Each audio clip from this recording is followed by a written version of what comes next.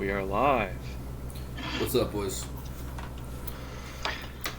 What up, what up, what up? Working to overcome some depression, but doing good. Doing good. Luckily, I got a trip out to nice, beautiful, sunny Phoenix, Arizona this week, so got to see some nice sunshine, high 80s, dry heat. So kind of what I needed after this past weekend. I feel you. Must have. I feel you. I do have a funny little story that just happened to me that hopefully will. It's kind of funny, half creepy, half funny. So I was walking my dog right before the show because I have to rush home on Tuesdays to get that done before the show. And obviously Halloween is on Friday, so there's one of my neighbors down the road, like on the normal walk, has put up Halloween decorations. And I was just on my phone texting y'all probably about like show notes or whatever. And Wally just stops dead. He's like, I'm not walking any further. So I look up, and they've put a like fake version of the girl from The Ring out in their front porch, like swinging on a swing. And Wally did not like it at all, dude. He wouldn't walk by it. He basically made us turn around. It was both That's just like our dog. Dude, I I felt don't think bad I would for want him, to walk but by that either. dude, it was creepy. Like when I just looked up and saw it for the first time, I was shook for the like 10 seconds. Then I realized it's fake, but terrifying. I've got to be honest. I've got a confession. I've never been one to be like, oh, let's go to the haunted house. Fuck that. I'm out. No Yeah, thanks. dude, me neither. I don't really want to be scared. I don't need to pay to get scared. I'm all set. Yeah. I'm all I did set. that when I was like 14, and I never want to do it again. Like, however, I will give you this: if you do like a scare at like your house for trick or treating, just like a quick jump scare, I'm good with that. I can respect that. I think that's funny. But to actually walk yourself through a haunted house, I'm Yeah. all set. No, thank you. Yeah. Like scare me, just jump out at me, scare me. I like that. Scare me Anything for more free. than that Scare me is for too- free. Yeah. No more. But hey, without further ado, I think we got a pretty good weekend to dive into here. I do want to touch Lot on of one thoughts. thing before we get into football this weekend. We got to talk about that baseball game last night. I'm glad you brought that up. I'm still recovering. Dude, So listen, second. I think I'll correct me if I'm wrong here. Is it tied for the longest, or is it the second longest? I do remember actually about 7 years ago, I was watching this game, but as a Red Sox fan. In 2018, when Nathan Eovaldi came in and pitched like 6 scoreless against the Dodgers. Dodgers won that game too, out in LA. Red Sox did come back and win. But I gotta tell you, watching this game as someone who just, as a baseball fan, as a sports fan, was so exciting last night. Like not having to be stressed about it. Because I remember a few years ago, it was miserable. It's like 2 whole baseball games in the World Series getting stressed. Just being able to watch this game was incredible. Freddie Freeman does what Freddie Freeman does. What a game. Yeah. Yeah, I could not agree more. And it looks like it's tied for the longest. So with that Red Sox game Yeah, okay. was tied. I actually had money on the Dodgers, so I was a little bit stressed watching it. Feel like I watched basically 2 back-to-back baseball games. What a game, though. And beside Ohtani doing Ohtani things, Dude, he what's is his name? Klein. incredible. No, Ohtani is ridiculous. I mean, how often do you get a guy that that the other team just, aside from like maybe Barry Bonds, just completely gives up and doesn't want to entertain even the thought of pitching to him, especially in extra innings. But the pitching and the fielding as well was an absolute clinic, because those 9 innings, it's not like one team was scoring 1 and the other was scoring 1. There were so many plays where it was just like, oh my gosh, how did he get him out there? And pitching on tired arms. I mean, I think the rest of the series is going to be really interesting, considering that I think both teams went through, the Jays went through 9 pitchers, or 8 pitchers, and the Dodgers did the same. Something Insane. like that. And also, we got a comment on Clayton Kershaw, someone who's known to blow in Epic. October. Possibly his last time ever pitching in Major League Baseball. Comes in, bases loaded, 2 outs, goes up to a full count, and gets him to ground out. I mean, you can't not be romantic about baseball when that kind of thing happens. Yeah, I'm not gonna lie. I also had money on the Dodgers. I got it live when they were down 2, but I tapped out in the 13th inning. I did not make it the whole. I did not make it the whole slog for that. I saw some of the highlights, but dude, I mean, the defensive play is just the beginning of extras, like the Tommy Edman player. Like, I don't know if this was the just end of regular 9 or the beginning of regulation, but Vladdy Jr.'s throw out at third was third incredible. Base. Yeah, oh that was my incredible. gosh, laser. And then Tommy Edmonds basically slide tackling the ball, scoop and score for the out at third as well was insane. So yeah, just absolute defensive show out. So I listen. I'm out here on the West Coast, so I don't know exact time frames on this, but Boone texted at 7:45 yesterday, or so 10:45 p.m. Baseball is stupid. The next thing that proceeds to happen is Ohtani hit a home run. So Boone, this is me saying thank you for mushing that game into being one of the most entertaining experiences I've had in a long time. So I remember sending this text. And it was because I wanted to, I had the Dodgers and it just wasn't going the way I wanted, and then so I was bitching because it wasn't going my way, like a child. But then it started also, going my way, so then it was good. Charlie did also say right before he said that the Dodgers fucking blow. I mean, it was getting ridiculous the fact they could score. There was another moment with Alex Call where I thought he just absolutely obliterated the ball. Apparently, because of the colder conditions, think he maybe would have sent it out a little earlier, but thought he house called that and ended up at the warning track. I cannot wait funny. to watch tonight. I mean, Ohtani pitching. Sorry, go ahead, Ev. There isn't a world where you pitch him the ball. There's no world where you pitch him the ball tonight. No. Don't do it. Don't just Barry Bonds him. Barry Bonds him. He's earned that right. Make the smart decision. It's how you have to do it. So what is that dude on the Dodgers? He hits in the 9 hole or the 9 spot, whatever you call it in baseball. Pages. He was 0 for 5. I had decided to go to bed, and for another hour or two, I get notifications to my watch from my phone that just says Pages sucks ass. Pages sucks, and they're from Charlie. Still sweating out that bet as this guy's going over. But dude, what a game! It was awful. That was incredible. I couldn't continue the fight. My watch had ended, as Charlie said. So I got super lucky. I'm on the West Coast, so the game ended I think he hit the ball out literally right before midnight. I think is the. It might have been right after midnight, one of the two. So I mean, I was asleep by 12:10, pretty much head hit the pillow out. Yeah. And I was up, 8 o'clock. I got a good night. Good night for me. It was funny seeing the stadium just gradually start to get less and less packed as the game went on. Yeah. There was a record that was broken. It wasn't for the longest, but it was Ohtani getting on base 9 times in one game. He literally didn't have a single time where he wasn't on base. What did he end up with? 4 for 4 and 2 5 I think walks? 4 for 4, 2 home walks. runs must be. Yeah, after They just started walking him for after the the rest of the second game. double, they didn't pitch to him again. Yeah. So he literally Ridiculous. he just walked for the whole next 9. Yes. And I think it started in the 7th, but yeah. Yes. Jeez. He did not play. He basically virtually didn't play unless he was on base. And he's the DH too, so what's he doing? Yeah.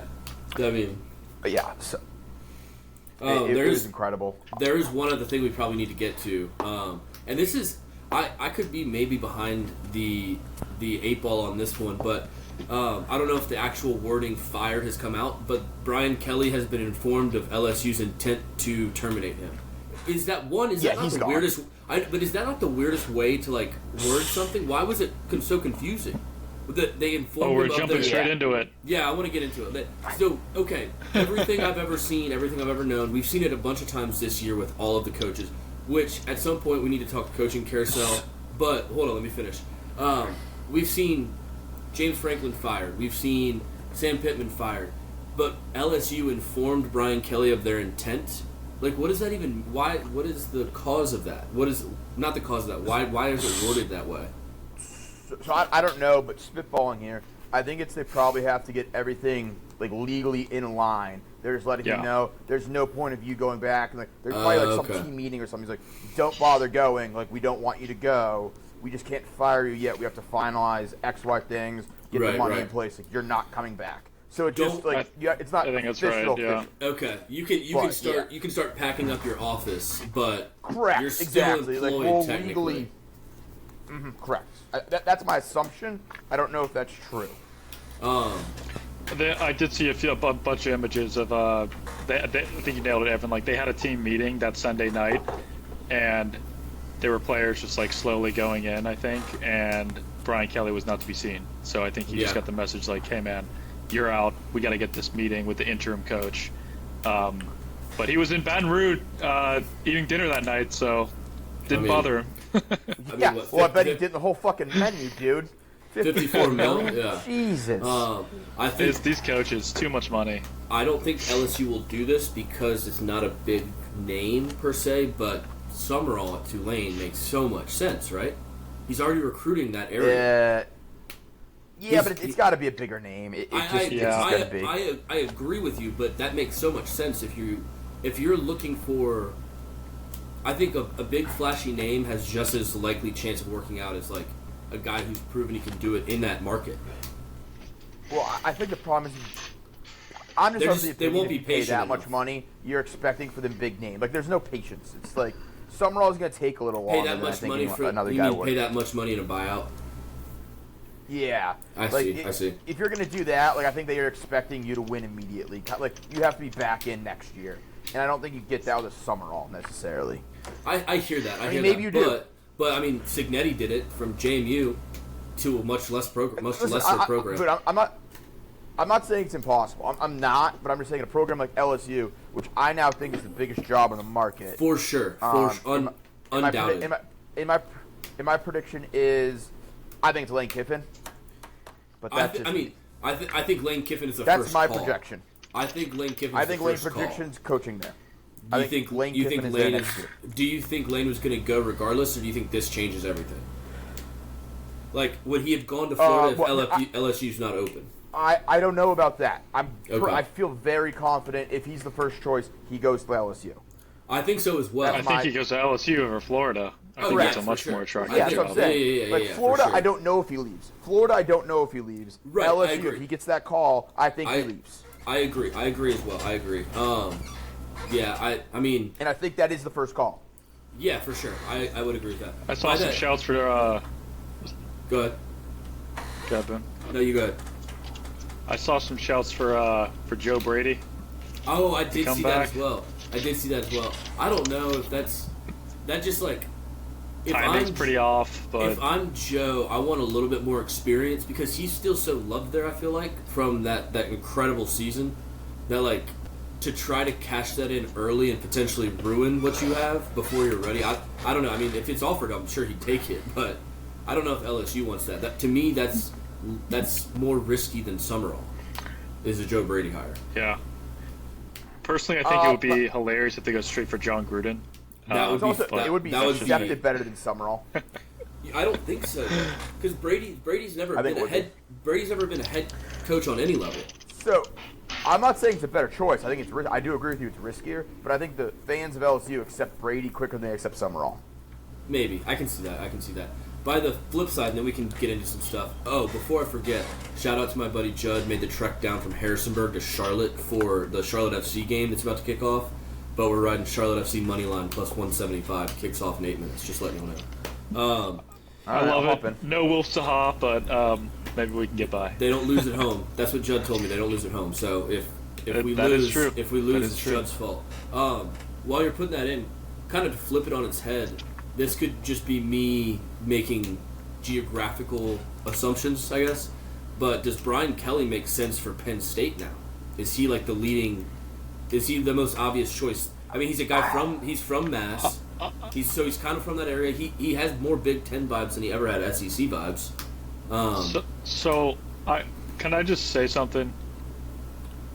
I don't understand what these colleges are seeing in Brian Kelly. Like, maybe it's just because I don't have the historical context, but from everything I have seen, this guy sucks on like every single level. He's not a good person.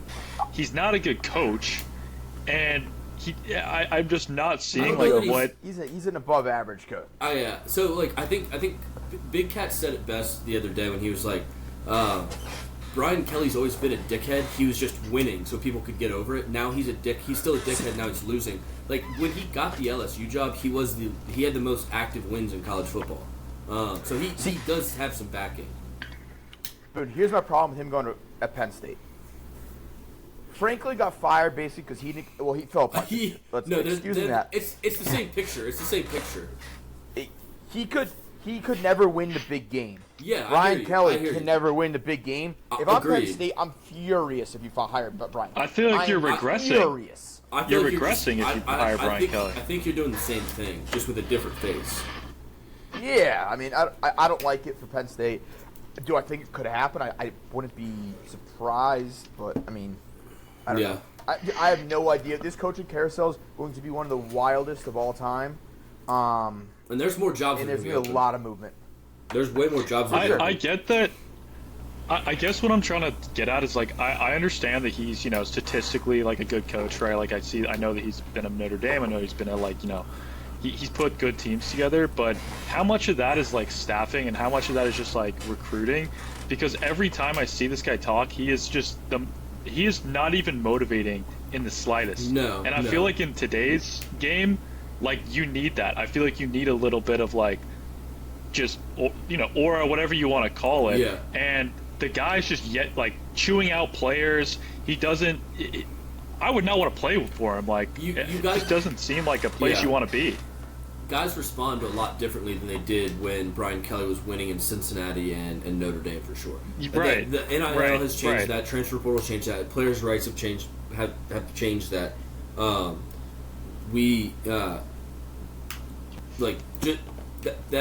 whole thought process has kind of changed.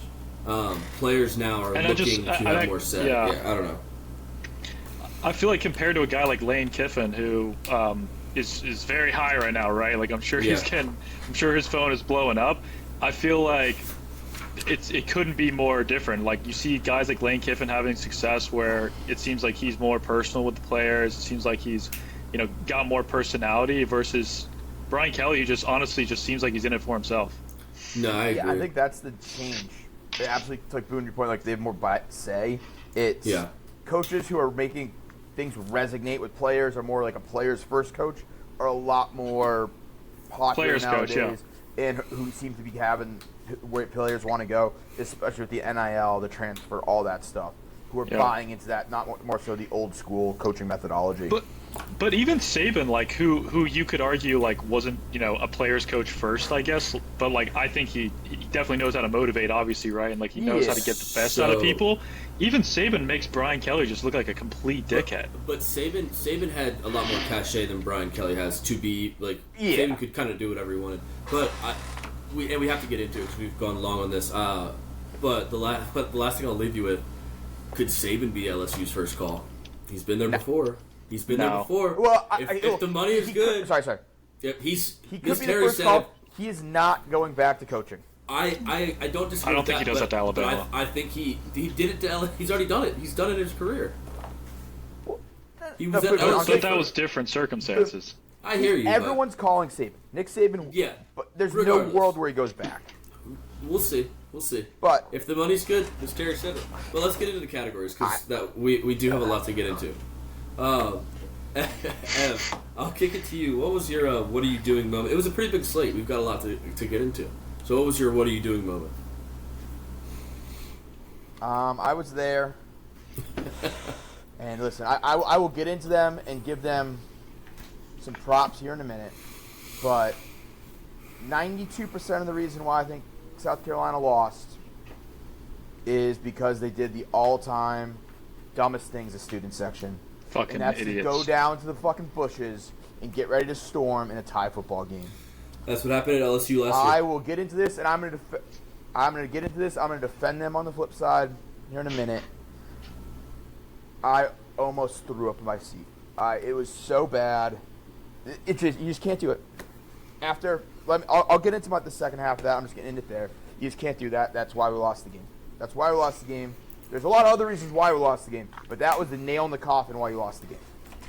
Yeah. There's no talking about it. It's a critical jinx to do that. Yeah. I mean, you just can't in any circumstance. I know that student sections aren't screaming football IQ, but you just can't do that. Someone's gotta say So no, yeah. guys, back to your seats. And then you set yourself up to, like, I'm sure y'all all saw the clips on Twitter and other social media, just like getting clowned by Alabama fans that are there as you are sad and walk out of the stadium. Like, you just set yourself up to be clowned. You also don't get to have that euphoria of, like, rushing from your seat. You almost let the excitement not be as, I don't know. As somebody who's rushed once, it was, you didn't think about it. You did it at the end of the game when it's all said and done. I don't know. It's screaming like I just want the excitement of rushing the field, like you said. Then I care about this game. I want a It's picture just- on the field. I want a picture on the field. Yeah. Okay, can someone else go with theirs? I just got re-depressed pretty bad right there. That sucks. PTSD. Yeah. Oh my god. Chuck, dude, it's like you want to take it, Chuck? barely Yeah. 72 hours. Yeah, I got a pretty good one for this week, and that is the Colorado Buffaloes, and the program and the state of it. Let me just read you this. So they played Utah, lost like 53-7. But let me read you this. At halftime of the October 25th, 2025 game, Utah led Colorado with a score of 43-0. Outgaining the Buffaloes 398 yards to minus 18. That's it. That's the stat. I just can't believe the fall off. I mean, I can and can't believe it, but brutal showing from Colorado. I mean, they've never. Maybe Shedeur Sanders' jersey belongs in the rafters. Yeah.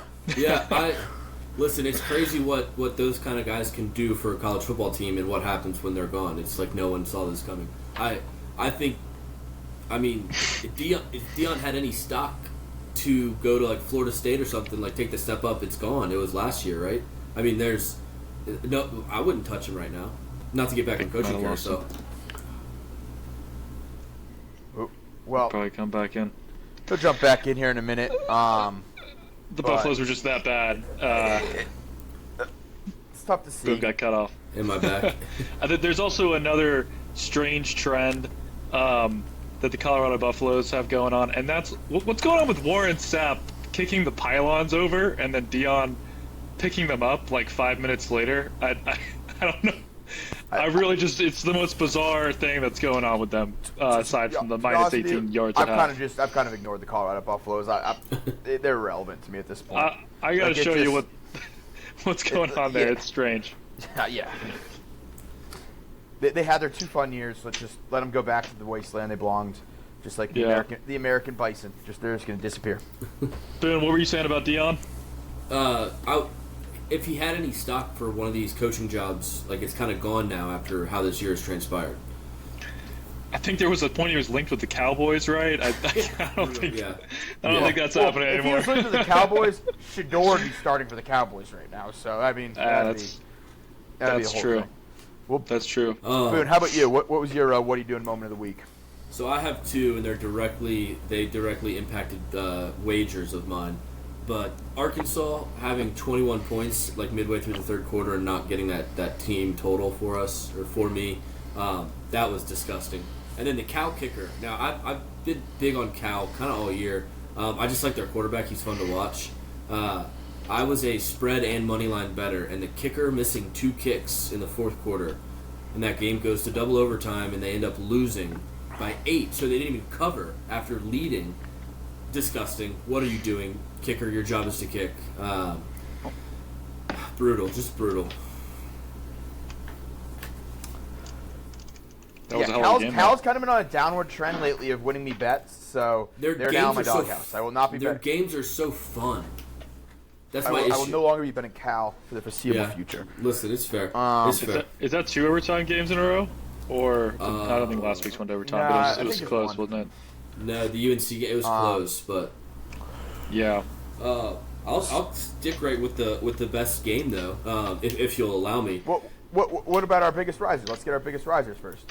Oh shit! I forgot that category. Give me a second. Jumped ahead. Hey, Y'all go ahead. I'll give think your of biggest riser, unless you want to kick the. No, I totally forgot this category. My bad. Give me a second.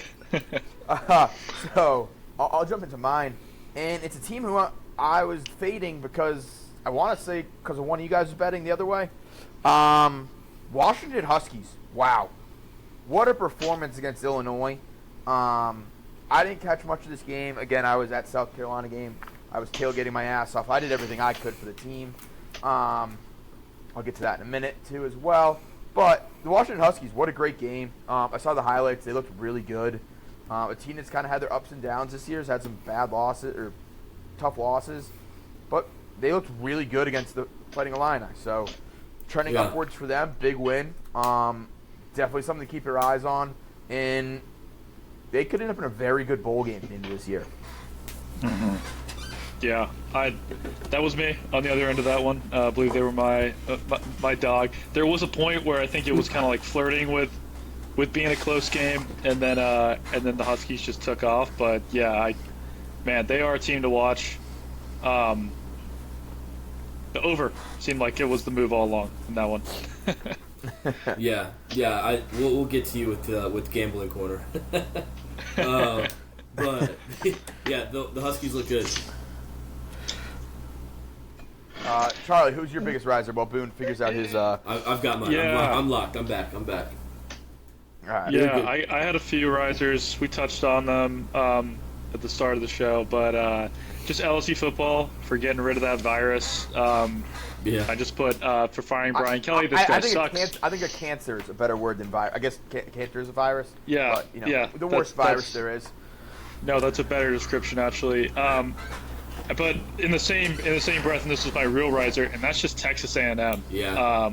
I mean, think we were all kind of feeling LSU before that game. Yeah.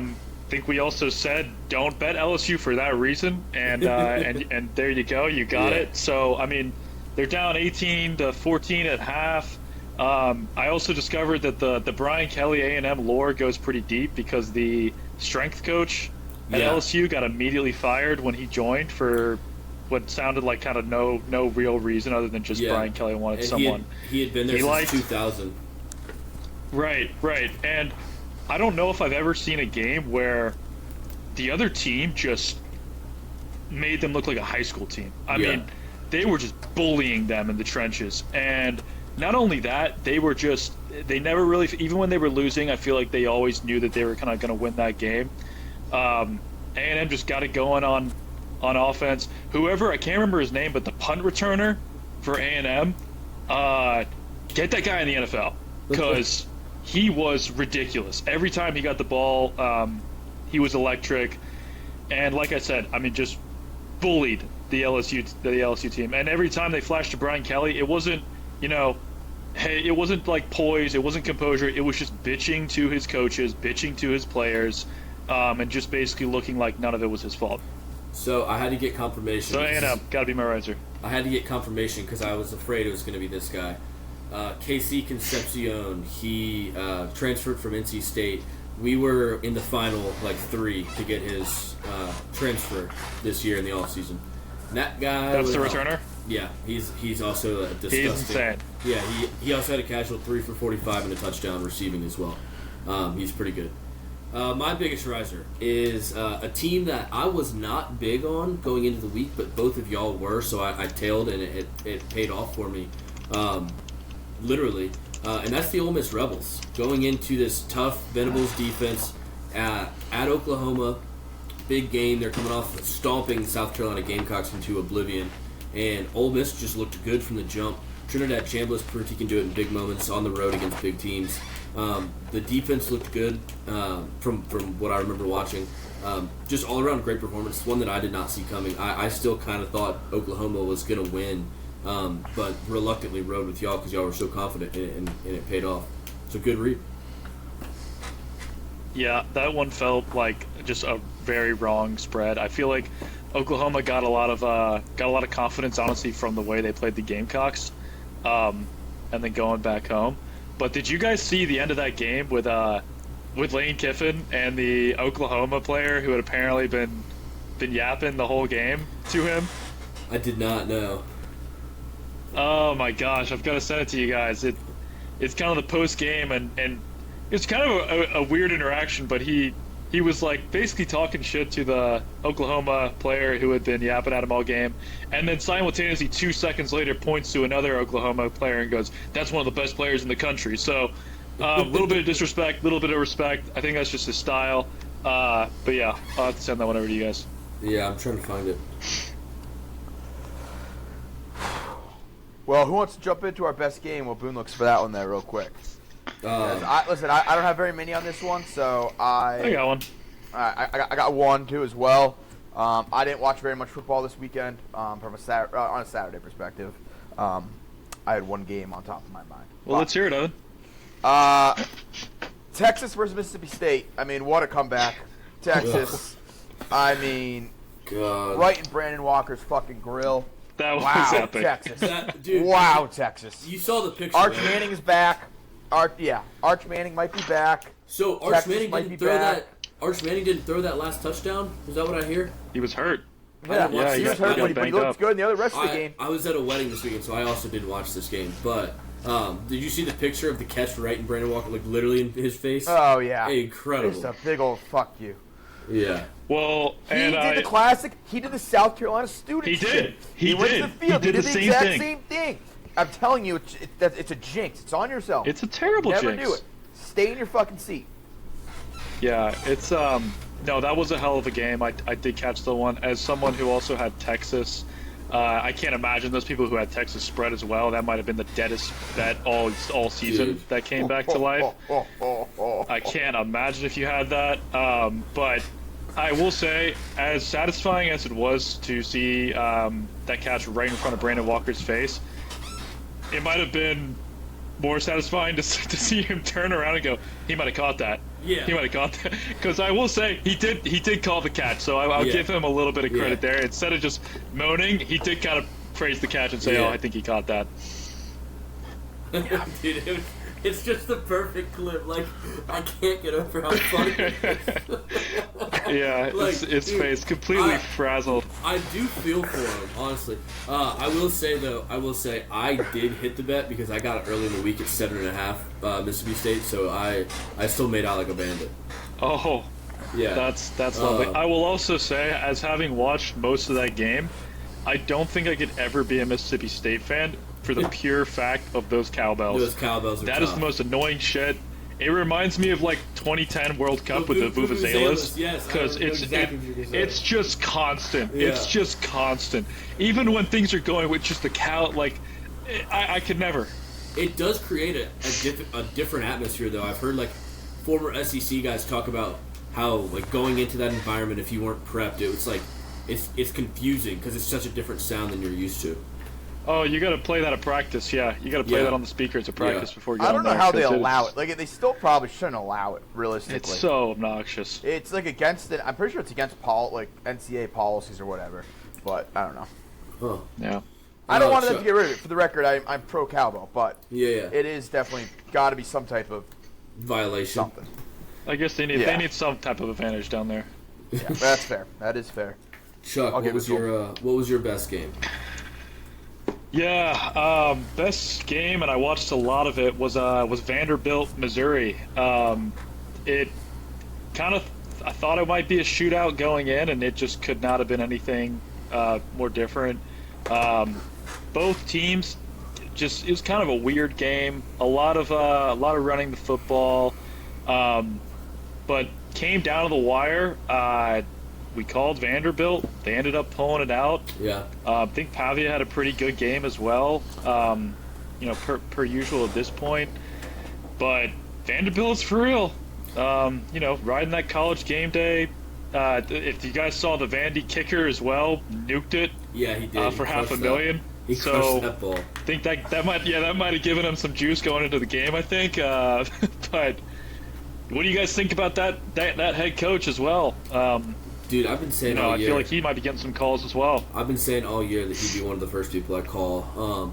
I will say, and I'm not proud of this, but I'll be happy to go on the record to say I'm officially a Vanderbilt hater. I'm over it. I'm done with this. I'm done with this world that we're living in. Welcome I'm over, to the group. Welcome I'm to the train. I'm over Diego Pavia.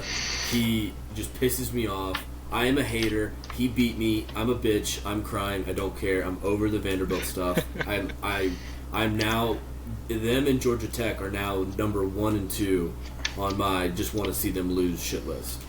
I'm done with it. I will say the victory formation celebration before the game is pretty obnoxious. Everything about them I don't like that. Everything about them I don't like. I don't even want them to get stomped out in the playoffs. I don't want them to get there. I don't want to hear them. But I'm a hater, and I'm sour grapes because my team's not doing well. So I acknowledge that too. They're everything I wanted to be this year. Yeah, same, 100%. Yeah. That's why I hate them. Yeah. And look, that's a very They're exactly who I thought we were going to be this year. Yeah.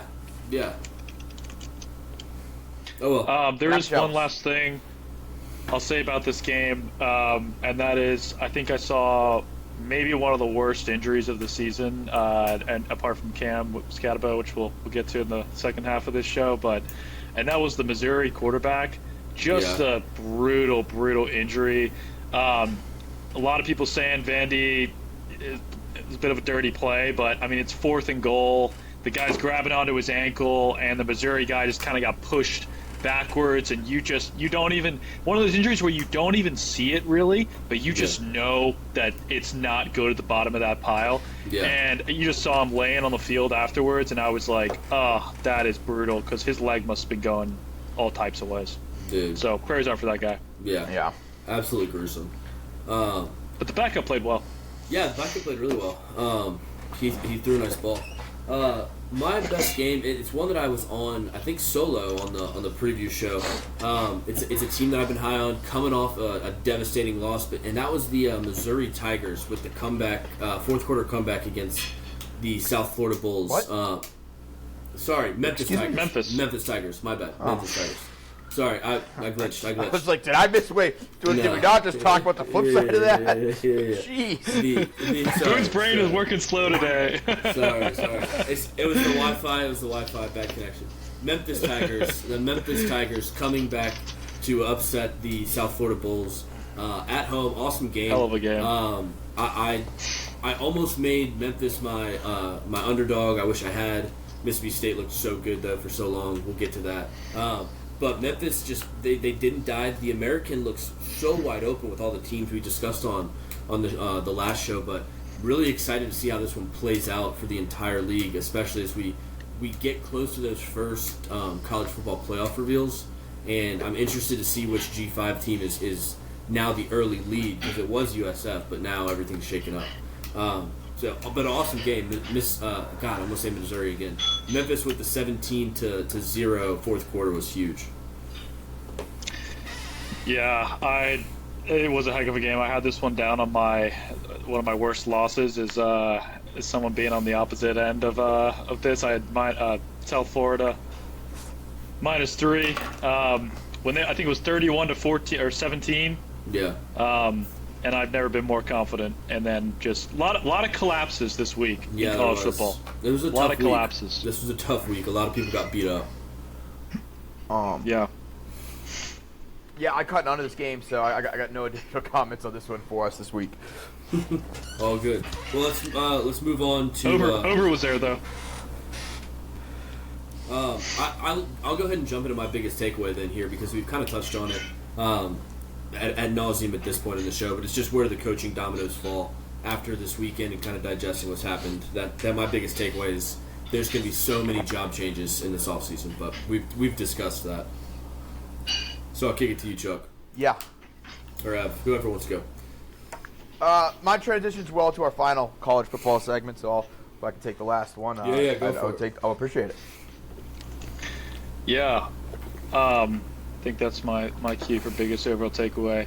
Apart from Vanderbilt's for real, Ole Miss is for real.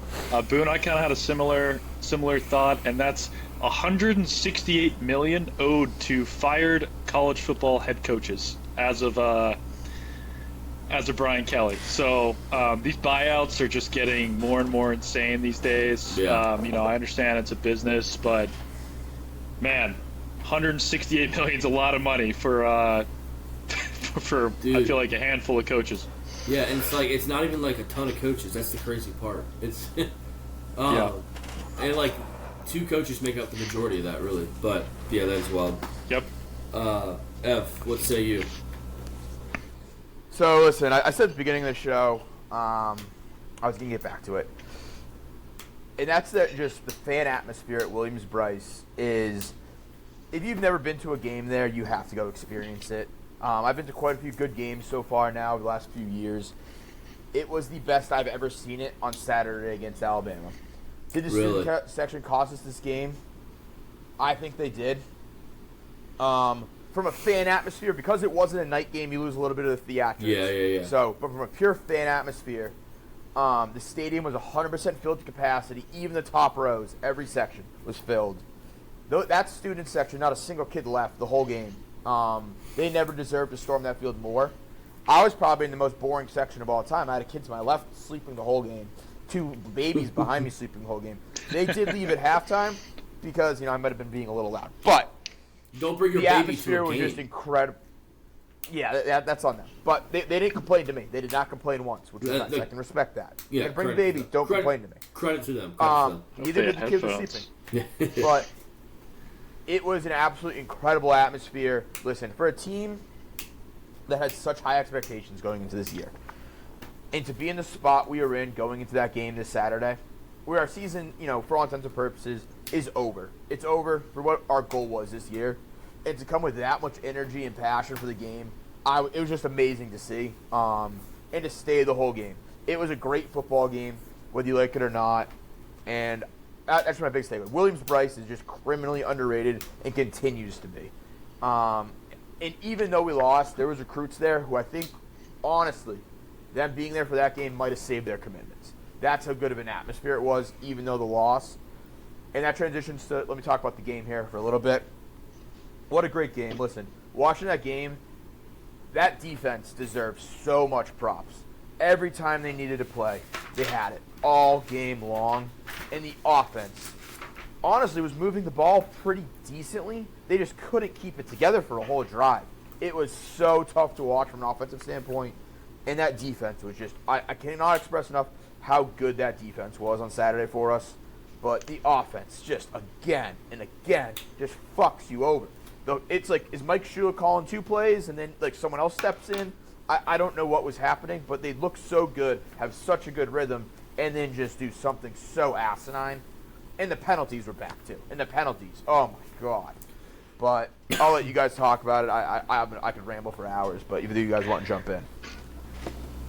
Well, I'm not sure if you guys heard the most recent episode of Pardon My Take, but we got a pretty nice shout out from Hanky.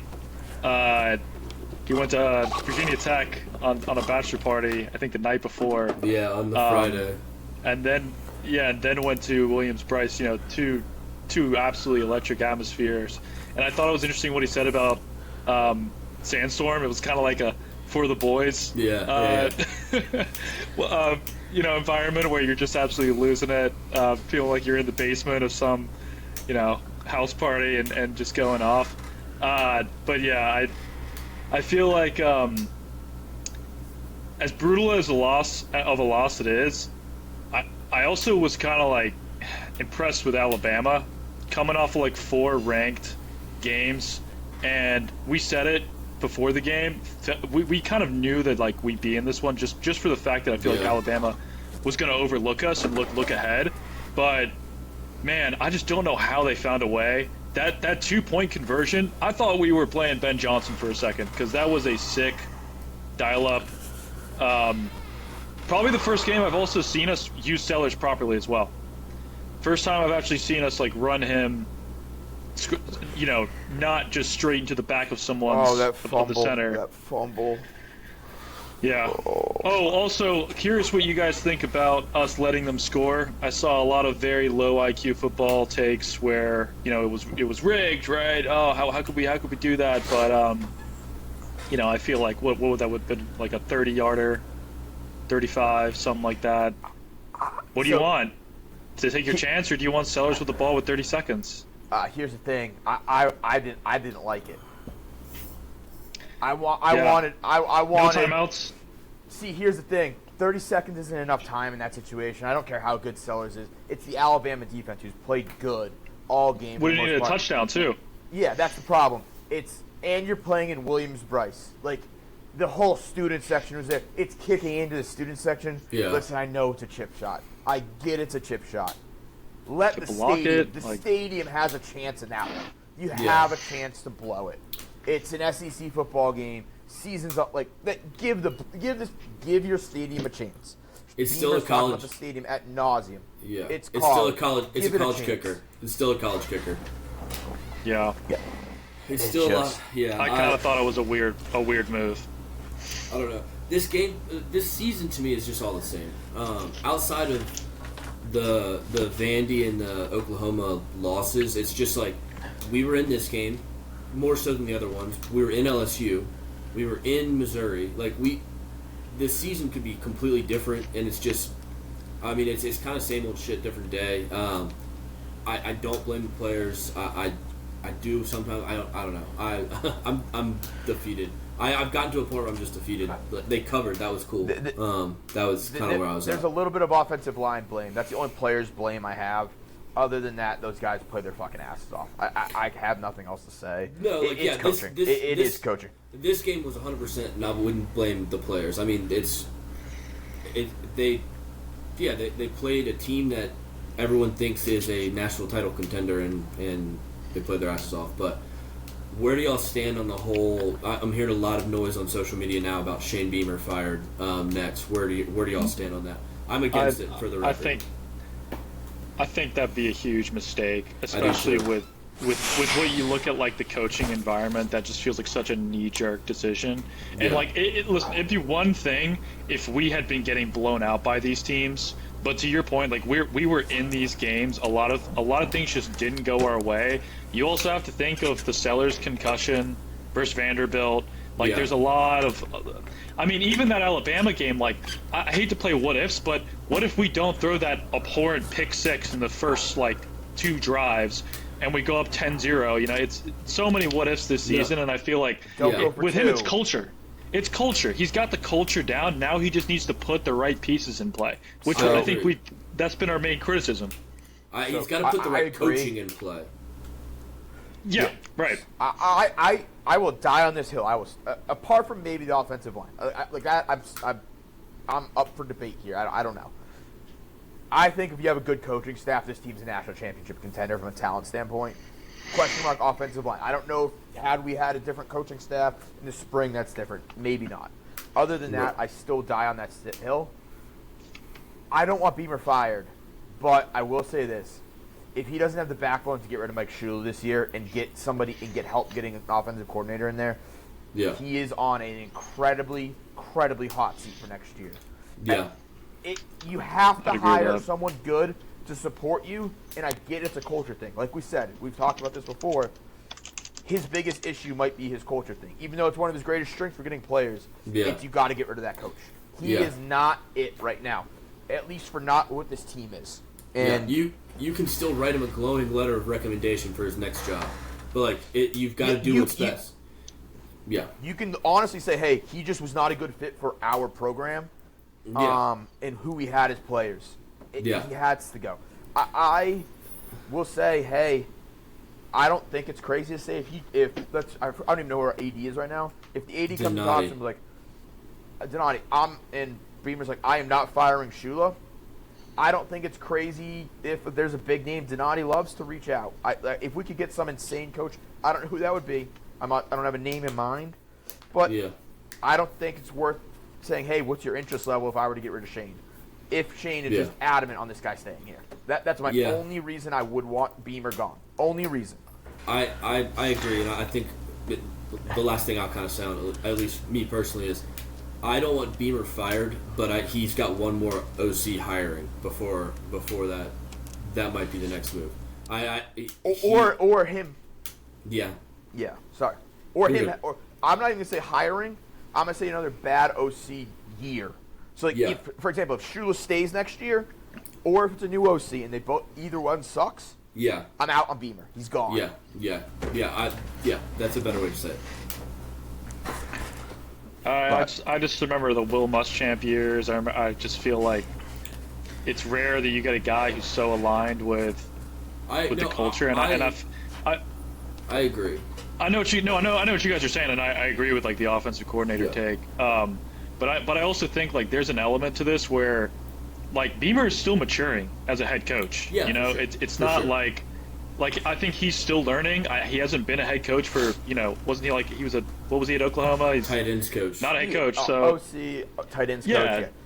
Right, so I feel like it's a new era that he kind of fits into, and if you get rid of him and you just replace him with some old geezer who's, disconnected from the program and just takes us right back into mediocrity, I feel like that's a huge mistake. So I agree too, but I'm also at the stage of, hey, I want to get back to competing for championship football. And if Beamer can't, like you said, he's growing, but if he can't make the next step by, making that bold coaching decision to get rid of an OC maybe mid-season, a head coach has to go to learn how to hire a good coach. And if you can't do that, you got to move on. Yeah, I mean, we almost hired Billy Napier, didn't we? Yeah, he was in that cycle. This back in 20. Yeah. Like, people aren't gonna want to hear this, but I think it's the truth. To fire Shane Beamer this year and put ourselves in this coaching carousel, candidly, we're competing with bigger fish. Like, we're not the pull of a Florida, of an LSU, and that's how we ended up with State. Muschamp. Yeah, exactly. We got into a fight with Georgia, which still to this day is one of the most brilliant sabotage moves. When your life is good with Mark Richt, but you hear we're about to hire Kirby Smart, and you fire Richt to hire Kirby Smart. Just an insane chess move, but yeah. Mm-hmm. All right, let's jump to the NFL. Yep, our favorite part of the show. our one of three happy segments. Yeah. Who's got the most impressive performance? Who wants to go first? I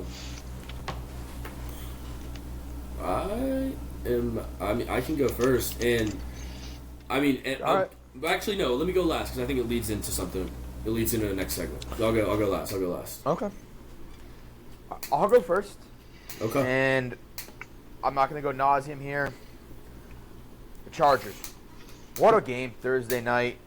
I don't want to really talk about other things about the Chargers, but what a game. Chargers kind of needed a bounce-back game. They needed their team has kind of looked lackadaisical at points this year.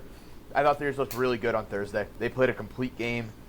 Now, again, how they good at the Vikings, all this news coming about Carson Wentz's shoulder, all that stuff. Yeah, the Vikings aren't a good team. They aren't. But the Chargers looked really good on Thursday. They looked good. They put together. Even battling all the injuries that they have, I thought they played really well. Yeah, I mean, I think the big headline for me is Justin Herbert living the best life of any male in the United States right now. I think he went he played that game, then went to the Lakers game, then went to a Halloween party with his girl, then went to the World Series to sit behind home plate with Bieber. Was sitting with Bieber. Yeah. I don't know if there's anyone else living as good right now. he was born to be a quarterback of a Los Angeles football team. He's doing like what Matt Leinart was doing at the USC Trojans in 04-05. Yes. He's killing it. He's doing everything you're supposed to do, and good for him. Yeah, and seems like a humble guy as well, so he seems like California chill. He seems California very chill. likable. Yeah. Well, I got my most impressive performance, and it's kind of similar to yours, Evan. That's the Broncos. Needed a bounce back spot. Let's be honest, they completely escaped the Giants. Should have lost that game. But I think I said it last week, like even pulling that out, sign of a winning team. And a guy that I think I just kind of got wrong is Bo Nix. He is lights out. When he's hot, he is absolutely hot. Yeah. And that Russell Wilson move, paying him out, moving on, is looking better and better and better as time goes on. And this is now a team that I think is like pretty securely a Super Bowl contender. That's pretty fair to say.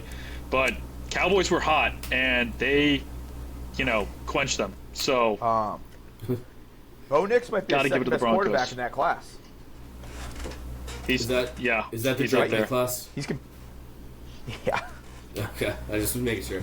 I just think the Broncos situation with Russ is so funny to me because they brought Sean Payton's been known as this coach whisperer guy. They bring him in to make it work with Russ, and the coaches are not humble people by profession. My dad's one, I get it. They have to have an arrogance about them. This quarterback whisperer takes one look at Russ, is like, buy him out right now. I can't with this guy. like how bad does it have to be? Didn't take long. No, he's like, dude, get this guy out of here. Give me some of that Bo Nix. Yeah, I mean, Brian Daboll's dealing with that. Daboll's dealing with that right now too. So yeah. It's not not that he's good. Quarterback whisperer by any means, but Not good in Giant Land. We'll get to them. My most impressive performance, kind of like broader scale, was running backs as a whole. Just looking at it, I mean, you have like Breece Hall has some massive yards. Jonathan Taylor has massive yards. Bills running. James Cook, a ton of yards. I know I'm for Saquon, ton of yards. But I want to focus, obviously, on my guy, and I'll take this right into my Colts glazing. But Jonathan Taylor, what he's doing both in this game and as a season as a whole, I think this is his fourth game this season with 3+ touchdowns, 3 touchdowns in a game. It's his third consecutive game against the Titans with 3 touchdowns. So that's spanning 2 seasons now. I didn't even know that stat until he scored his third touchdown. I was watching the game. He's the first player in NFL history to score 3 touchdowns in 3 consecutive games against one team, which he just owns the Titans. But then he got a $153 on the ground on 12 carries, 12.8 yards per carry. He broke his record, right? Yeah. The longest touchdown run? And then he had 2 catches for another touchdown, 21 yards. I mean, he's just playing at an unbelievable level. Just every time he touches the ball, you almost expect that he's gonna house it. It's a lot like what Saquon was doing last year on those long touchdown runs. But absolutely unbelievable performance. I love Jonathan Taylor, but I would also add, I think if we were to slot you in there, Boone, I think your over would probably be set at 70 yards because that offensive line is absolutely insane. I saw a few. I know it's the Titans, right? Complete disarray, but there were some like screen grabs I saw where it was just like parting the seas. There wasn't a guy within 5 yards of him from like the moment he got the ball. Yeah. He's a freak, but I think you also got to give some credit to that offensive line because it is just insane. Dude, and that's a perfect segue because I'll just take the reins on glazing the Colts. As I said, some of the moves they made in the offseason outside of the Daniel Jones piece are significantly underrated. So Brian Kelly, their center, has been there for I think 10 years. First round pick from Alabama. They just let him go this year. He's on the Vikings, actually injured on the Vikings right now. And they bring in a 4th round pick, I think, from Wisconsin, Tanner Bortolini. I believe he ran the fastest 40 of the centers at the draft last year. But he slotted in. They got him as the center in waiting, and he was able to step up much earlier than they thought. And there's another guy from the 3rd round right next to him that's replacing Will Fries, another guy who went to the Vikings in the offseason. And these 2 guys, to what you're saying, Charlie, are stepping in flawlessly while the guys on the Vikings are either hurt or leading to Carson Wentz's lung to collapse mid-game, I guess 3 weeks ago. Just some of those off-seasons, trusting the draft. The team has always been built, I think, well. We just have not had a quarterback that could take us where we could go. Shane Steichen's offensive game planning looks awesome. Again, it's the Titans. What are you going to take from it? But you still have to beat who's on your schedule. The offense just looks super balanced. I mean, there's so many people getting catches.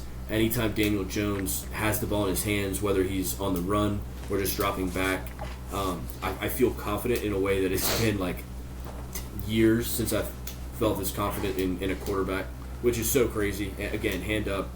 If we were still doing the bad take section, this is my worst take by far. I mean, I was the number 1 Twitter hater. Hand up. You saw it. I was Where's loud. that letter? Listen. If he wins the division, I'll send the letter.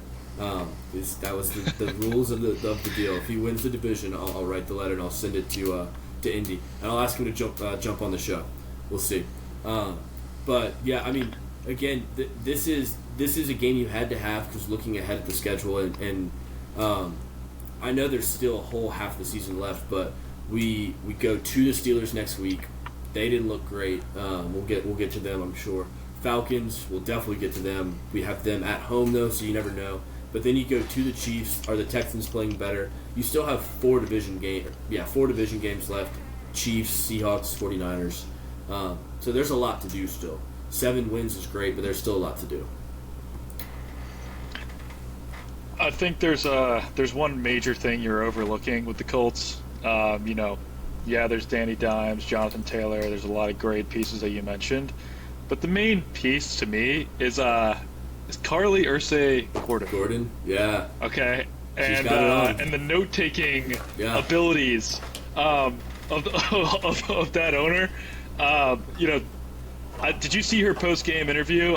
There was a lot of people kind of clowning her early on in the season. People hate her for some reason. I don't get it.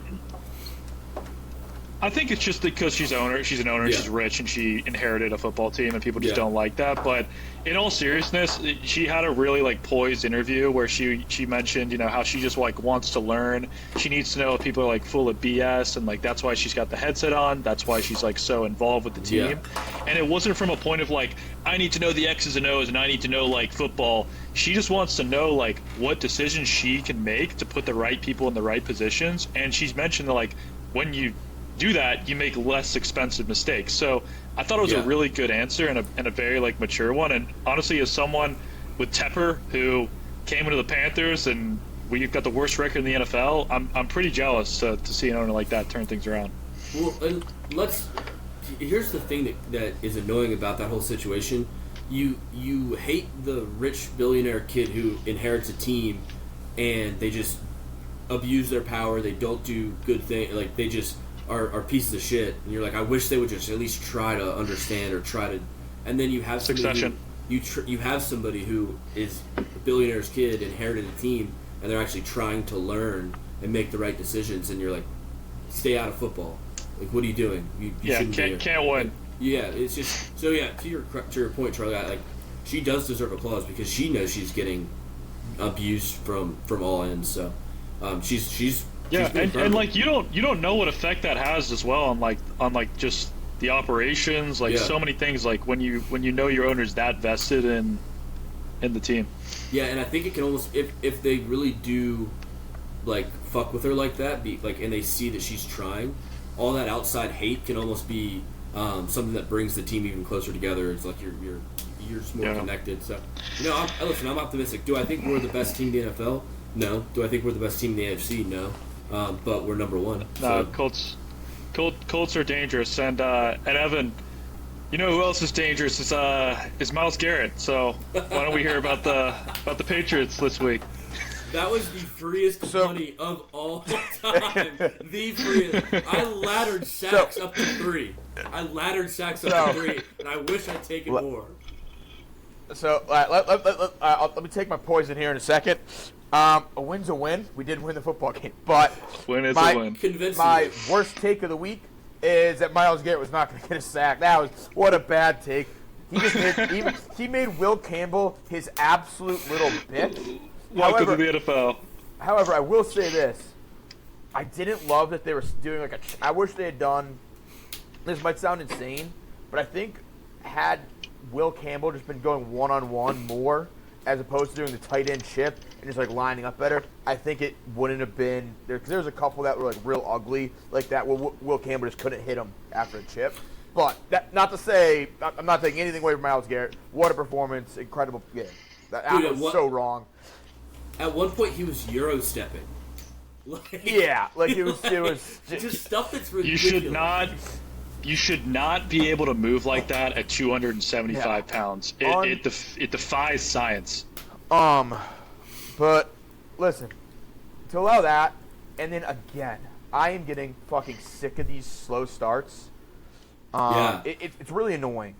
Listen, however, this defense has, they lock up. It might be in the second. This might be the best second half team in football. They're unbelievable. Us or maybe the Chiefs, but the slow starts are frustrating. Especially the lacks of coverage in the beginning of games. But the run defense is incredible. The run defense looks really, really good. And I will say this, just from an offensive standpoint, again, I know our defense helped us out. We really dominated the field position standpoint in this game. But to go against arguably one of easily a top 5 defense in the league, some would argue one of the best defense in the league, and to put up as many points as we did, this offense is really, really good. Drake May is so smart with the football and smart when he decides to run. But I think I'm starting to realize who really needs a lot of props is Josh McDaniels. Awful head coach, just proving again and again how good of an offensive coordinator he is in play calling mind, working with somebody like Drake May, and I think just designing plays for him that are efficient. Drake May is getting more and more confident on when to take off, how to stay in the pocket, and I think that's just going to keep getting better. This team has so much upside, and you can just tell they love playing for Vrabel. They love playing with each other, getting around each other. Lots and lots of positives with the team. I'm not quite there to say they're a Super Bowl contender yet. I am really starting to push for them being the AFC Championship contender. For the biggest reason, it just seems, and I felt this way with Tom Brady. I'm not ready to quite make a comparison, but for whatever reason, the last 2 weeks. Again, I know they're bad teams, but I've never been nervous when we were losing or playing bad to start. They're just gonna figure it out. It's all gonna be okay. And kind of like Boone's saying, when you're just confident, hey, yeah, things aren't quite working for us right now, but with a bad team, you're like, oh, we're screwed. With these kind of teams, okay, they'll figure it out and they're gonna be okay.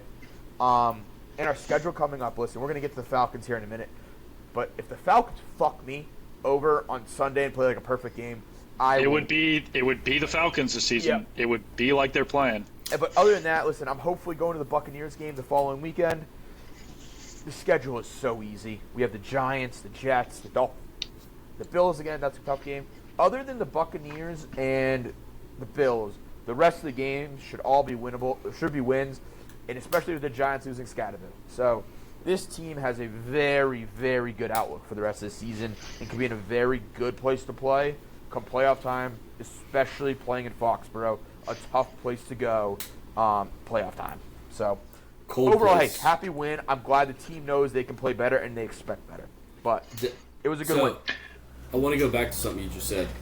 I think the Browns are a top 3 defense. I was just doing some thinking. Wait, quick, sorry, one more thing. Also, congrats to Stephon Diggs, first touchdown as a Patriot. Glad he finally got there. Yes. That's a funny one. Yeah, I think the Browns are top 3. That's all I had to say. I think that the Texans and the Broncos would be in that conversation as well. The Patriots look good. I like watching Drake May.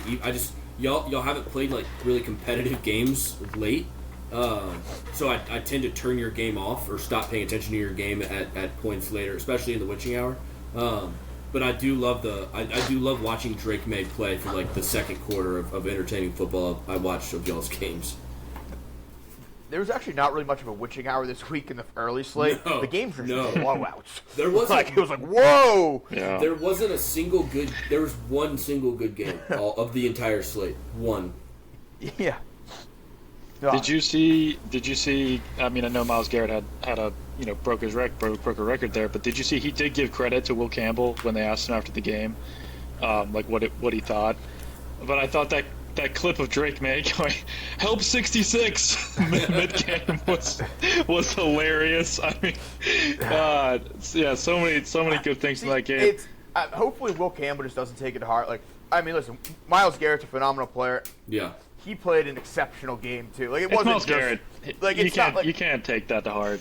Yeah, yeah. I'm not gonna say he's gonna have. I'm never gonna say he's gonna have 0 sacks again. Never doing that again. Yeah. But I will say they play 10 times. I don't think he's getting 5 sacks every game either. It's Well, maybe I'm not gonna rule it out, but I think. But it's also you're a rookie left tackle in the NFL, and that's the guy who just got the most. He just broke some record of sacks before the age of 30 in NFL history or something. Yeah. He has the most sacks before the age of 30 in NFL history.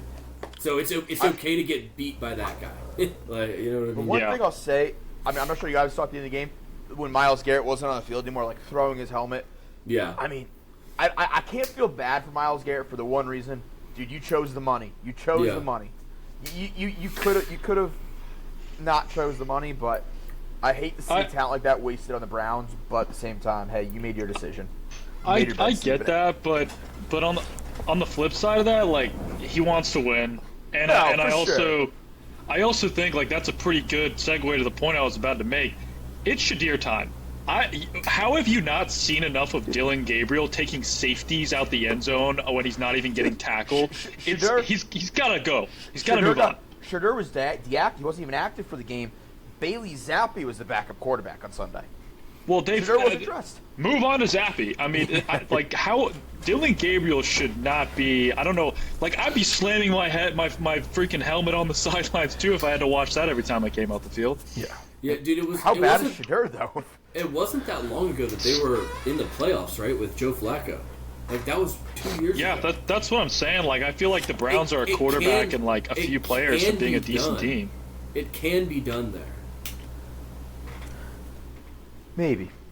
But yeah, they just keep picking up trash like Jared Judy. Where, it might not be able to be done. How about those Carolina Panthers this weekend, Charlie? All right. Well, can I just say... You can say whatever you want. Evan... Yeah, I am, because I gotta unleash the chamber here. So Evan, you're hopping on the Vandy hatred wagon.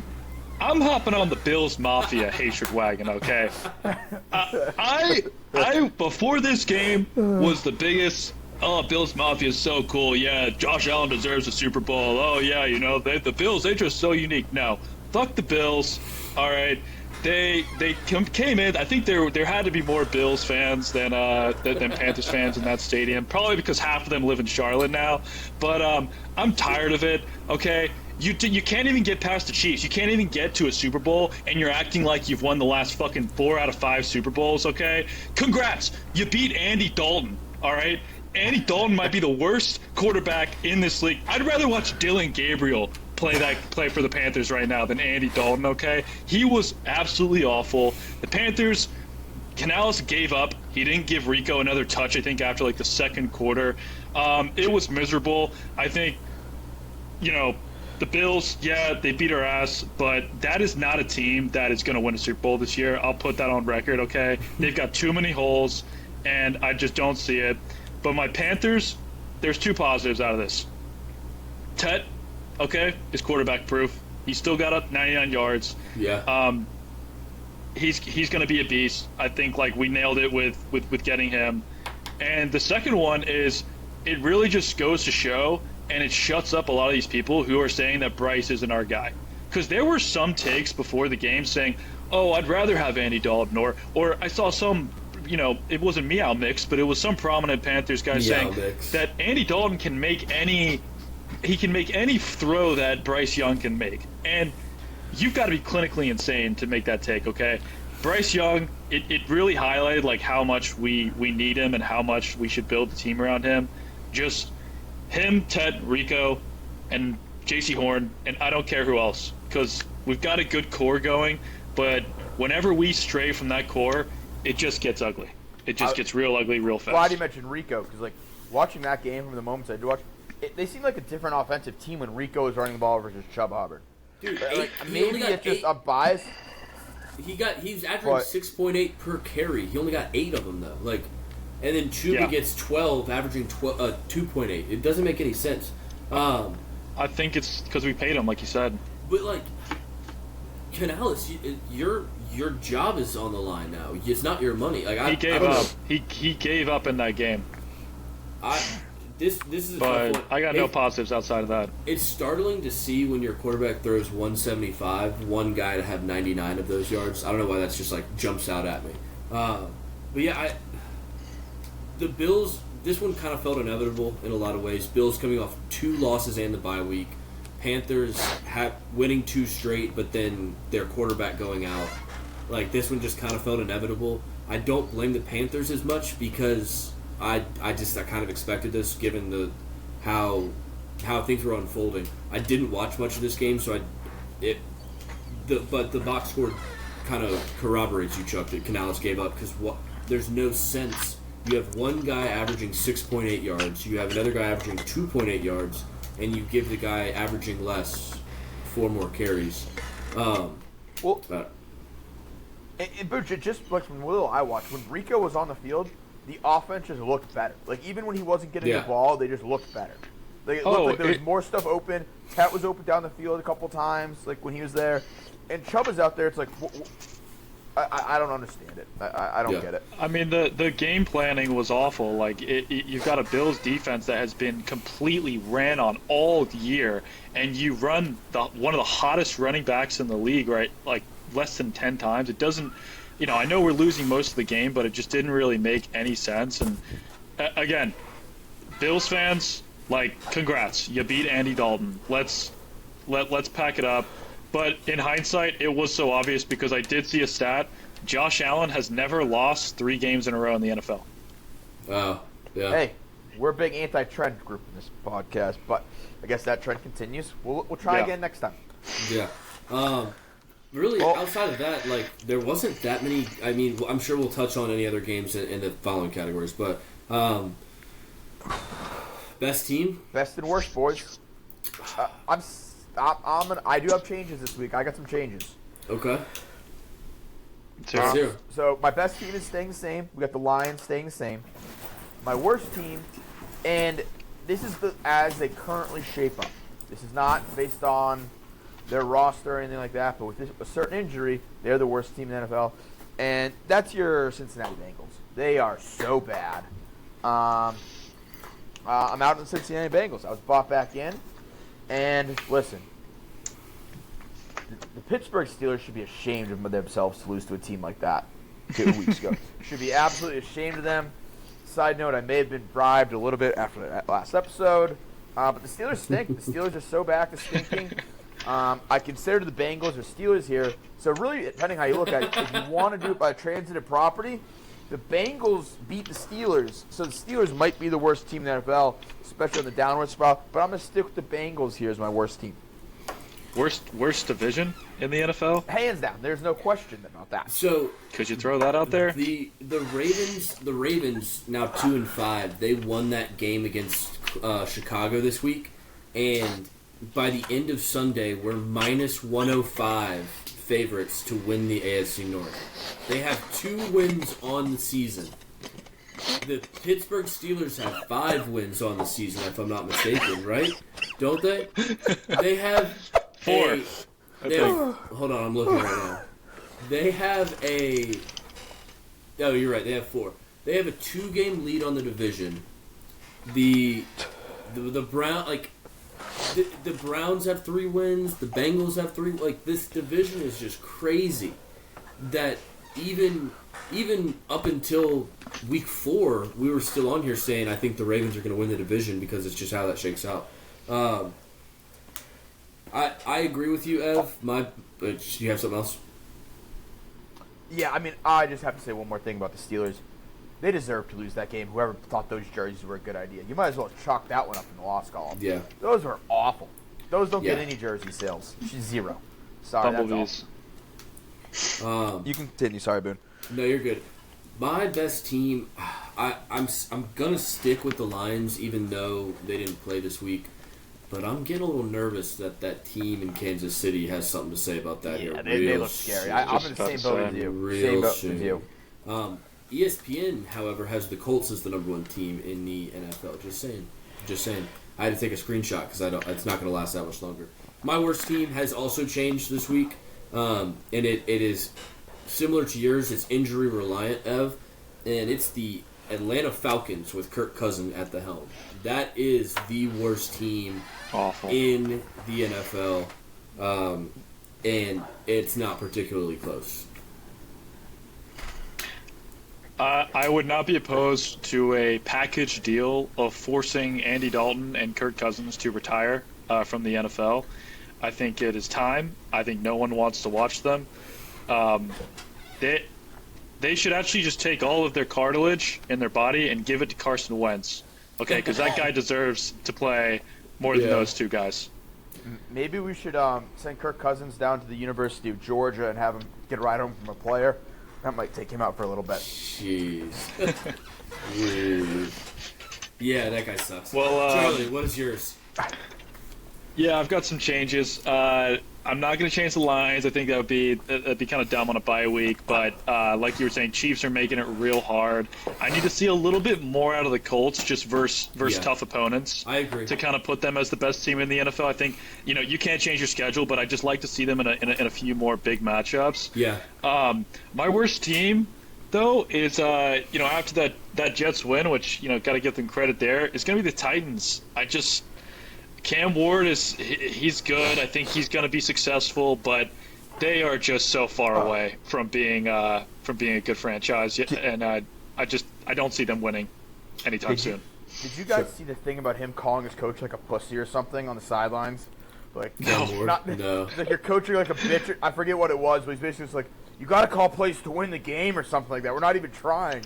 Or something I mean, it's got to be pretty frustrating, yeah. And for that Colts spread, I saw a lot of people on the Titans, and I see a lot of people on the Titans every week, and every single week they just do not cover because it's full tank season.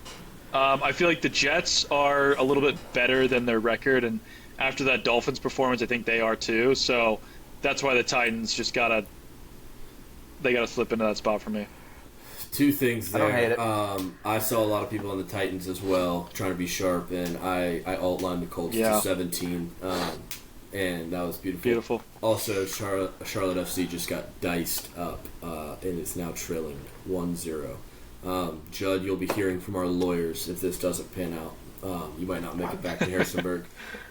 Anyways, moving on to... But, dude, yeah, I mean... Gambling corner. Yeah, the Titans are bad. The trend / worst take, whichever one to do. I've got a couple. I actually added one as we were talking on this section. So let me just knock mine. I'll let you guys go. I already knocked mine out with Myles Garrett not getting a sack against the rookie, so I don't deserve to elaborate further. That was your worst take. That's a good bad take. Yeah. Charlie, what do you have? Because I've got a couple I'll finish with. The trend that's going back and forth, and I don't even know if I call it a trend or a take actually that I made. And you kind of touched on it a little bit, Boone, but the Ravens got a chance. Yeah. I hate to say it. Oh, dude, a big chance. But the Ravens got a chance, and I kind of packed it up a few weeks ago. I honestly thought the Bears were going to win in this one, but to get that W, and then with Lamar coming back, with a whole lot of pieces getting healthy again, I feel like for a city that kind of has gotten written off, they win that division, and suddenly they're the team that no one wants to play. Yeah, and they just got to get healthy. I just don't think they're a good enough defense to make a run. Listen, I like them to win the division. I like them to make the playoffs, maybe win a game in the playoffs. I just don't like them as like a Super Bowl contender. I can't get there even close to yet. Like, the defense just isn't nearly good enough. But we've seen in the past, the year the Colts won the... I was just going to say. The year the Colts won the Super Bowl in 2006, they had the worst defense in the entire NFL, specifically rushing. They had just given up 250 to Maurice Jones-Drew, and then they get in the playoffs, they face, like, Larry Johnson, a whole host of big-time, LaDainian Tomlinson, and they shut them down, go to the Super Bowl. Like, if you get there, anything can happen. Listen to this run of games for the Ravens coming up. This next 8 games. At Dolphins. Yeah. At Vikings. At Browns. Home Jets. Home Bengals. Home Steelers. Yep. At Bengals. They could easily win all those. Now they do have a tough. They play the Patriots at home, Packers in Green Bay, at Green Bay, whatever, and then home against the Steelers to close the season out. There's 2 games that I think they're outmatched in, especially from a defensive standpoint. But the rest of those games, they could still sneak in at 9-7 and win that division. Half those are division games as well. They'd have 2 wins over the Bengals. They'd have 2 wins over the Steelers, and they'd have 2 wins over the Browns. If they only lose to the Packers and the Patriots. Now there's going to be shakeups. They might win one of those and drop another one. Who knows? But their season lines up for a run. Yeah, it lines up for a run, and my rebuttal to what you just said, Evan, is just think of them last year. Like, the defense was not firing at the beginning of the season. The whole first half of the year, I mean, it wasn't as drastic as this year, but I feel like we've seen the worst. And I don't know what's going on in Harbaugh's mind, but I feel like he just makes these season adjustments, and like the talent is there. they have the players. If they can just put it together, like I said, suddenly they're that team that everyone's just kind of forgotten about or written off and saying, oh, they're going to get blown out in the first round and no one wants to play them. And you still got Lamar Jackson, who's, he's Lamar. Yeah. Is this a spot where we take the Ravens live Super Bowl odds now and maybe cash out like the divisional? I think it's worth a shot. I think it's worth a shot. It could be a trend. It could be a trend. After seeing the Steelers last night. Yeah. I got a couple trends I'm watching. The first one I came into the show with. Second, I kind of wrote down as we were talking. But I've been reluctant. I don't know if this is a no duh or if I'm just late to the trend. What is it? But BYU might be the best team in the Big 12. And 2 weeks ago, they would have been like the Mormon Kingdom, the fifth team. I mean, just the way it's shaken out. Texas Tech, their quarterback's hurt. They already beat Utah. Like the way things are shaking out, BYU could be the best team in the Big 12. Cincinnati's still really good. I could see it, and I'm not going to say it, but last week I did say BYU. I think it's a good. I think it's a good take with Texas Tech's quarterback out. Yeah, Texas Tech's quarterback out. I'm not ready to concede that.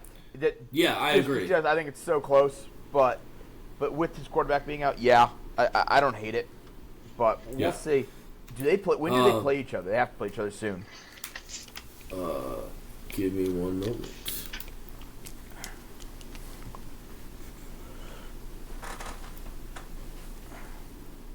But I mean, I like it. It is interesting. Sorry, poor internet here. The other trend I'm watching while I look for this, two weekends. Saturday, November 18th. Saturday, November 18th. November 8th. Okay. Not this weekend, but next. Must watch TV. My other trend, and this leads us right into Gambling Corner. Evan, you were kind of talking about it. Do we need to start betting the team playing the Patriots first quarter spreads? Is that getting too in the weeds? Potentially. Or Patriots second half. Yeah. I don't know. You never know what that line's going to look like. Yeah. Well, the first quarter one, because there's no way the Patriots, especially next week, they're got to be favored against the Falcons. But see, here's my thing. The problem with this bet is they're playing such bad teams right now. I don't love it because they're slow out of the locker room. Yeah. Okay. Yeah, like the Patriots are slow, but they're playing a bad team, so you really never know. It's maybe when they play the Bucks, maybe you hammer the Bucks in 2 weekends. You hammer the Bucks spread. Maybe that's a bet to take, but not against the Falcons. I don't like it against the Falcons per se. Okay. No, fair enough. Falcons are a completely different team with Penix That's my thought. As we were taught. we wanna get into the Gambling Corner and then close this thing out. Let's do it. Ev, what was your best bet of the weekend? It was a tough weekend, I found. So I got a couple here, but we talked about one already, and I'll mention it here if one of you guys others does not mention it. But I had the Texas Tech to cover 38.5. You did. 42-0. Put that one to shame. I like I said, I just felt like it was a bounce back game for them, and they're playing an awful team. I just didn't have any doubt in the world in that bet. I hammered it, and it paid off for me. So, good bet. Not much more to say there. I am now concerned. We just talked about the injury out for the season. How does that look for their Big 12 chances? We'll see. I don't know much about their backup quarterback. I don't know how good he is. Yeah, so me neither. We'll find out here in the next couple weeks. Chuck, what about you? Yeah, I had a few best bets and a couple of worst bets, obviously. But Iowa in -7 stands out. Just absolutely destroyed them. I think it was 41 to I was on 0 the other or side. something like that. I was on the other side of that. Minnesota never had a chance. No. One of my favorite ones, I think I showed you guys, DK Metcalf, live touchdown. Kind of similar to Rashee Rice last night, but almost got in the end zone, and you're sitting there just kind of with tears rolling down your face, and hit him with a quick slant and got it. I got to pause the show real quick here. I got some Patriots news live on air. The Patriots look like they're sellers at the trade deadline. listen, they sold 2 defensive pieces. They sold our safety, Kyle Duggar, who has not played, for a 7th rounder to the Pittsburgh Steelers. And they just sold our Keon White, who was a dominant defensive end the last couple of years. He is out in New England, heading to the 49ers. Wow, within the last couple of minutes for draft picks. So that's interesting.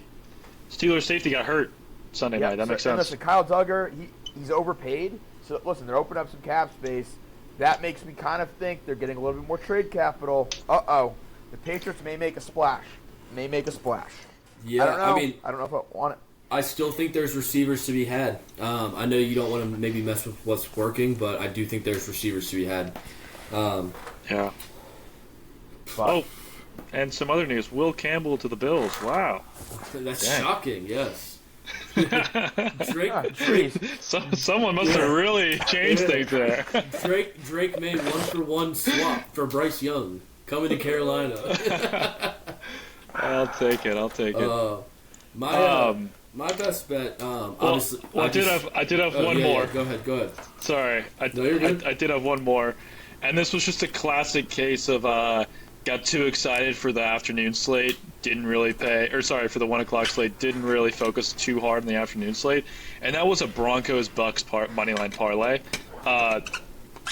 Just 2 teams that were better than the teams they were playing, and the Cowboys and the Saints never really had a chance. Saints turned back into a toad, and Bucks just destroyed them, and then I talked about the Broncos already, but they dominated that game. Tyler Shuck is now the new starter in New Orleans as of today. I think yesterday. That's a bit of a harsh decision, honestly. Yeah, I mean it was always happening. They're gonna be QB drafters this year. My best bet was National Tight Ends Day related. I told y'all I think on Sunday that I was gonna take a ton of different tight end props, all different ways. But when you think of tight ends over the last couple of years, there's 2 that really come to mind, and that's Travis Kelce and George Kittle. So that felt like the most obvious of the parlays to go big on. So I got the 2 of them, anytime touchdown plus 400. That kind of saved my weekend in a lot of ways because I had, like I said, I had every tight end in so many different ways. So yeah, that one really came through. Glad you hit the bet, but technically Travis Kelce did not score on National Tight Ends Day. So we'll throw that out there. Doesn't matter. The bet hits the same. Doesn't matter. Hey, the bet hit. I'm just wanting to reference that. I also did want to say what my other one. Wait, before you get into that, imagine how I had existential dread when I realized that they were playing on Monday, because I made those bets on Friday when I was feeling it, and then I see Kittles, I'm watching all day Sunday, and I'm like, oh shit, that game's tomorrow. I definitely had the fear and the fright. He lost juice. Oh, yeah, for sure. I just want to throw out my last did one. Have a big night, it was Ole Miss money line. Just that was just. I wish I'd taken alternative spread, but I can also get to my worst bet because it was an absolute abysmal one. Kansas minus 2.5. Holy shit, Dick. What a team that I thought was going to be good, and then they just got absolutely destroyed by Kansas State in Lawrence. Oh my God, what a bad loss. Yeah, not much more to say there. I'll jump on because that was also mine. You were so confident that I made them a 2-unit play on Saturday. They started so good too, so good.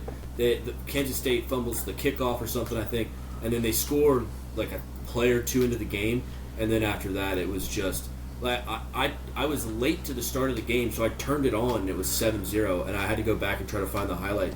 And then I swear I was bad luck. I mushed it because the second I turned it on, Kansas State was just a hellfire. You mentioned trends on this show. We talk about them all the time. That is another trend that is not going to be broken. 18 in a row for the Wildcats over the Jayhawks. Yep. Basketball season's in 4 days. All right, Charlie, what do you got for your worst bet? Yeah, worst bet, and we can simultaneously drown our sorrows about our Survivor losses, but it was Falcons -7. I was high on the Falcons coming into this week. I think we got a little bit gypped on Kirk Cousins and Drake London being out, but what an awful performance. Just felt like absolutely nothing went their way, but also they just didn't play well. And also just a game where we caught the Dolphins at the worst possible time. Tua needs to get rid of one of his eyes because he's clearly a much better player when he's playing with a swollen pink eye. It didn't say it was pink eye, by the way. That's just what I heard. But yeah, Falcons were just awful, and I want my money back. Yeah, that was brutal. I can transition that right into worst loss because that's on there. That was a brutal one. We talked about so many other games; they all hit, of course. So just tough. My other couple of worst losses here, just to touch on the Mississippi State money line. That was just devastating. I feel for Brendan Walker in a way because it directly impacted me too. His face made it better. I won't lie, but that and then the Arkansas team total over, how that doesn't hit blows me away. That was brutal. 4 interceptions in the fourth quarter. Yeah, just like kill me now. But yeah, so that's all I got. So my worst, Falcons. That sucks. We'll maybe talk about something in between our show between now and Tuesday if we're gonna do something else for that segment. But we'll get to you guys on Thursday about that. Listen, so we talked about a parlay I had, and it was UCLA to beat Indiana and South Carolina to beat Alabama. That's what it was. Listen, I'm looking back. Thank God UCLA just got their asses kicked in. It was to win like $100 to win like $22,000 or something like that. That would have been double depression, triple depression. But my worst loss has to be South Carolina. To give that game away like that, so thank God I didn't have that leaning on it too, or I might have jumped. But that was my worst loss. It was absolutely just brutal. It's just such a bad way to lose a football game. Yeah. When we ran the ball in and took that lead, I cannot tell you where I was mentally. I was like, oh my God. And then I saw and then it just, okay, I'm done. Move on from that. What was your sweatiest win, F? Bring it back. So, Stephon Diggs, touchdown. He's back, baby. He's back. I'm so happy for Stephon Diggs, a guy who's really transformed his image. Hopefully that continues. But when he got tackled on the 1-yard line, I was like, this is not going to fucking happen again. It happened so many times in the Bills game. And apparently it's a running joke inside the Patriots locker room going into this game. Coaching staff. The play was perfectly designed to get him the ball and score a touchdown. So that was my sweatiest win. I mean, it's kind of a weird sweatiest win. But when he went down in the half-yard play before, I was like, oh, my God, it's going to happen again. Yeah. But that was awesome to see. Really happy for Stephon Diggs, a guy who I was very nervous about at the beginning of the year. I was definitely nervous about having the question marks. Been nothing but ecstatic what he's done, and especially with just the overall atmosphere of the wide receiver room and how much of a leader he's been around them. Yeah, for sure. That for sure. Chuck, what about you? Yeah, because Boone, I think you're probably gonna have a similar one to having this week. But mine was Vandy.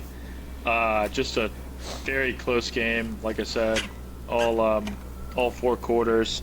Felt like Missouri could have won it, and then right when the starting quarterback goes out, I'm thinking, oh man, Vandy's gonna steal this up, and the backup was just throwing it all over the place. I think there was like a 4th and goal where Vandy came away with it, which was pretty lucky. But felt like a game that, although Vandy won by a touchdown, could have easily gone to Missouri. So yeah, definitely sweaty. No doubt. And I'll wrap it up. It's not let's hear it. Yeah, it's actually not similar to Evans, but one we talked about, and that's the Jets money line. The goddamn Jets. The goddamn Jets. I also have Breece Hall. Man. I also have Breece Hall in fantasy. So that passing touchdown that I thought was going to be a pick that actually worked out. That was incredible. Jets money line. They were always live to get a win somewhere. This felt like the perfect spot. Bengals coming off of the emotional win at Pittsburgh, or against Pittsburgh, one of the two. But yeah, just incredible finish there. I thought this bet was so dead. That was a really awesome one. Good look there.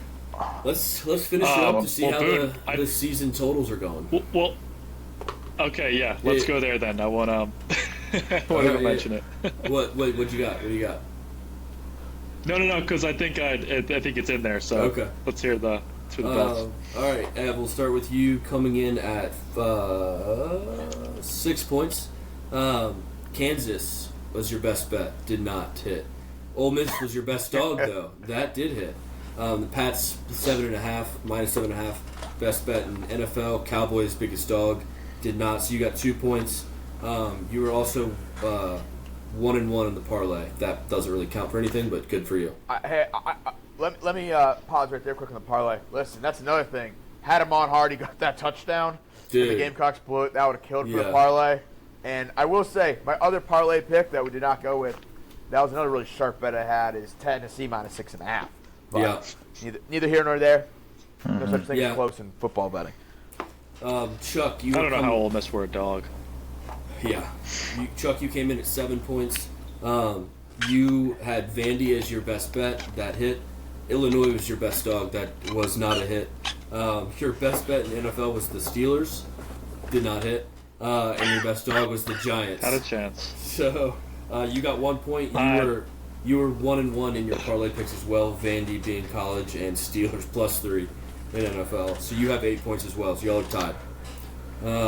And then I had Arkansas team total over. Got greedy. Should have just taken the regular over. Did not hit.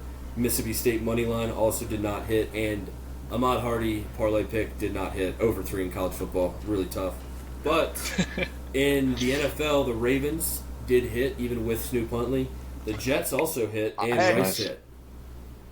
I do want to give Boone credit here. He did ask to adjust his line before the game today. We did hold strong because we had that conversation during the podcast. And he still hit it. Congratulations to Boone on hitting that minus 5.5.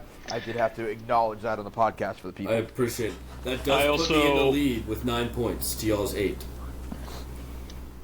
We stayed pretty close so far. It has. But, yeah. I thought you were going to say for Sweatiest Bet Boone, Rashee Rice. Get a touchdown. I did have that, but the Jets one was just so like that. Rashee Rice got it with enough time that I didn't have to sweat. Yeah, if that was like in the fourth quarter, or like later in the game, that would have been probably up there. But I think that's all right, boys. Well, hey, great show. I know we've kind of run long here, but we'll be back with everybody Thursday. But appreciate everyone's time. Yeah. Good show, guys. Peace, y'all. Good show. Peace.